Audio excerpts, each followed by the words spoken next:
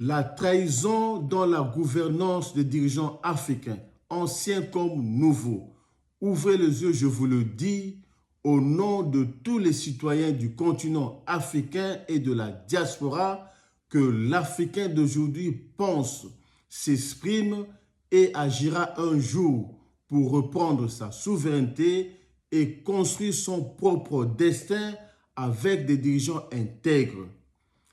Comprenez que la trahison dans votre gouvernance est une faillite morale et politique, caractérisée par le non-respect de la loi, l'irresponsabilité persistante, le mépris des engagements pris, ainsi que la prédation économique systématique. L'un des visages les plus marquants de cette trahison est le fossé entre les promesses électorales et les actes.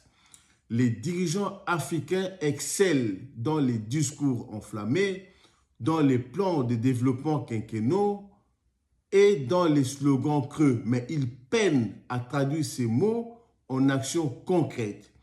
Le non-respect de la loi se traduit par l'arbitraire. Les décisions sont fondées par des intérêts personnels. Le respect des engagements est devenu une exception plutôt qu'une norme. L'irresponsabilité persistante se traduit aussi par l'impunité.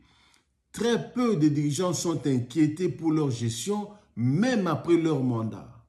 La prédation économique systématique se manifeste quant à elle par des détournements de fonds publics et se caractérise par la corruption.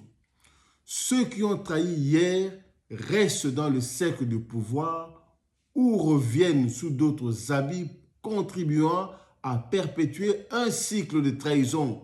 Ils ont trahi notre confiance, ils ont trahi notre avenir, ils ont même trahi leur propre serment.